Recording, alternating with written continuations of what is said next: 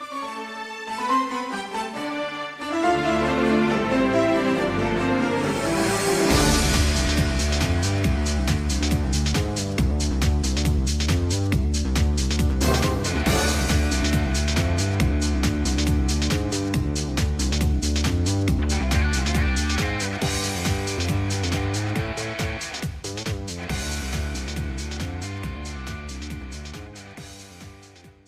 get a card, you get a card, everybody here gets a card. Hey everyone, Templar74 here with another Yu-Gi-Oh video, and today's Yu-Gi-Oh video is going to be my review of the latest episode of Yu-Gi-Oh! 7's episode 72, Fantastic Underground Luke Factory. And I gotta be honest with you guys, this episode, I'll be honest, the whole Goha Corporation with the gang being employees had been a little bit weird. It's beginning to become a little bit too much, but this episode was still really good in my opinion because of the very WTF ending we got, as well as just the duel overall. It was a fun duel.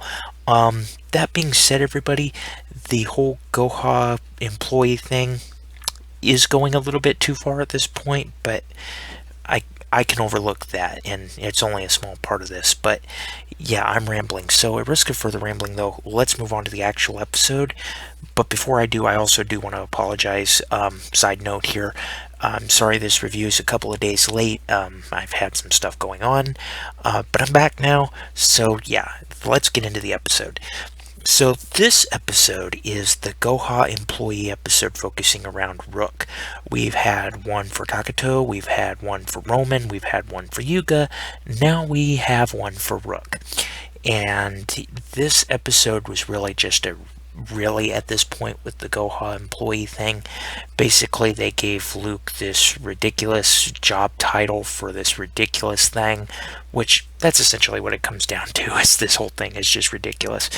But when him and his subordinates are trying to do their quote-unquote job, they run into Hanto again, and they also run into this card making machine in the basement of the Goha Corporation, and everybody goes overboard. They make these ridiculous cards with these ridiculously broken effects, ridiculously broken attack points. Basically they're like the god cards on steroids as far as brokenness goes. But anyway, Hanto manages to destroy all of these cards and basically is going off on a tangent here. He's basically going to take this card making machine for himself and make a boatload of money. Spoiler alert, I did have to re-record this review a couple of times because I kept wanting to say other words that would have really hit the YouTube algorithm. It probably wouldn't have hurt too much to say it, but hey, it's one of those things.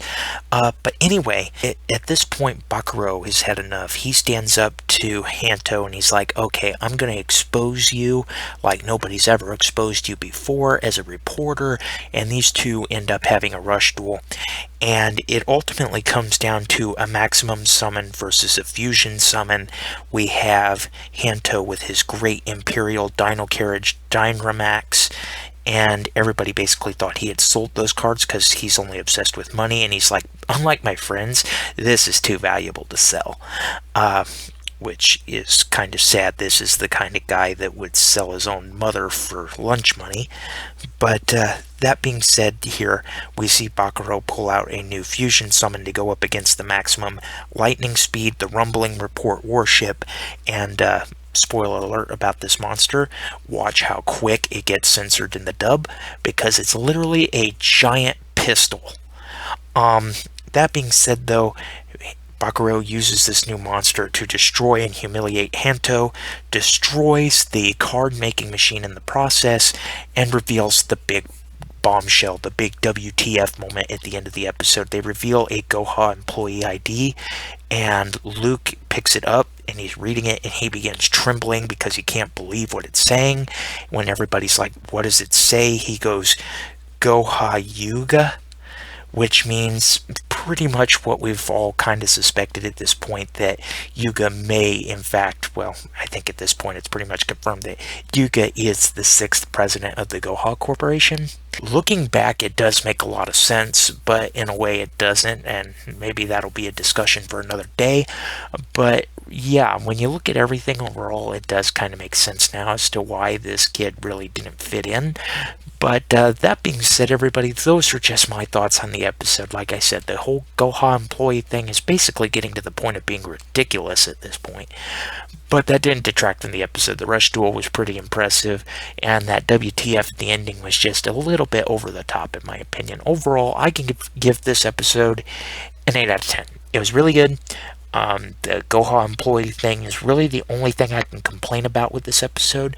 But as always, those are just my thoughts, and as always, I want to hear yours. So, in the comment section down below, let me know what your guys' thoughts were about this week's episode. Did you love it? Did you hate it? Did you think it was just there? What are your thoughts? Just let me know in the comment section down below, because as always, I enjoy hearing from you.